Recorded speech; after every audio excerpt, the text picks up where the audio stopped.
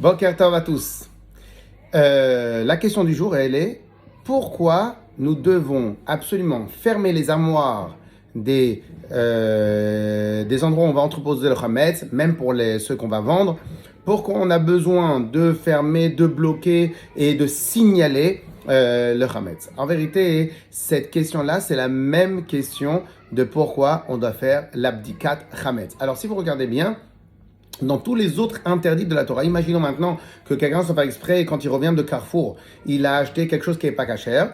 Eh ben, si vous regardez bien, on n'a jamais entendu on avait une obligation de le signaler, de le mettre dans un endroit bien fermé. On n'a jamais vu ça. On a juste besoin d'attendre jusqu'à la semaine d'après qu'on retourne à Carrefour et on échange.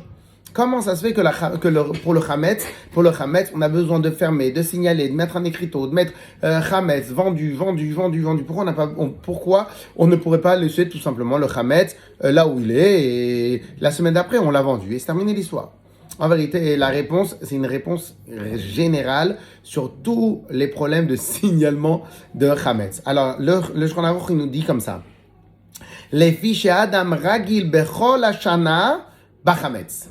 Parce que le Hametz, il a une particularité. Lorsque maintenant on parle de cacheroute de manière générale, de la viande pas cachère, Dieu préserve, du manger pas cachère, dans la tête de toutes les personnes, il y a un signalétique. Il y a ici un écriteau très fort. Pas cachère, on a peur, on s'angoisse. Et l'ancrage, il a été fait pendant toute l'année. Et comme l'ancrage, il est puissant, donc en vérité, les gens, on a tous un réflexe très puissant, très fort de ne pas nous approcher du pas cachère.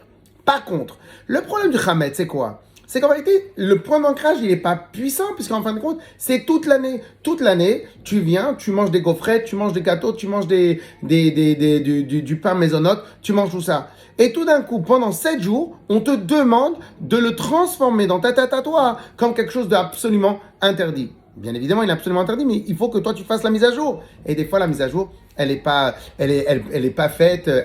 Deuxièmement, elle est faite, mais des fois, c'est pas assez puissant. Mais deuxièmement, chez moi à la maison, j'ai une armoire à gauche de la cuisine où quand on s'ennuie, on vient, on prend une gaufrette, un gâteau.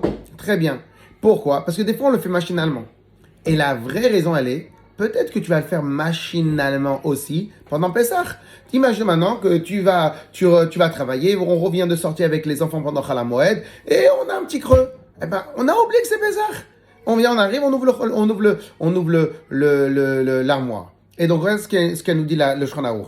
Les filles, ou mechamat regiluto, karov hu leshicha. Et parce qu'on a l'habitude de côtoyer le Hametz toute l'année, eh ben, on va être proche d'oublier le réflexe que c'est Hametz. Chez Yish Karetisov, Yochal Mimeno. On va oublier que c'est interdit et on va venir, on va manger. Si maintenant le Hametz, il va être toujours dans le même emplacement sans signalétique. Les fichach, pour cela, c'est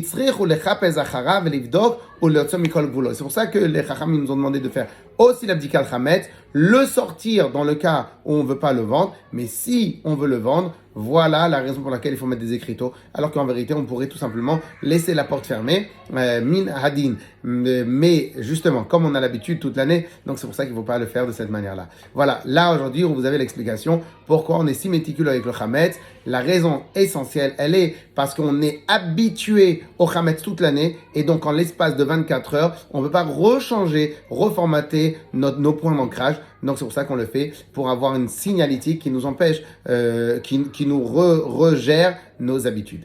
Chazak ou Baruch.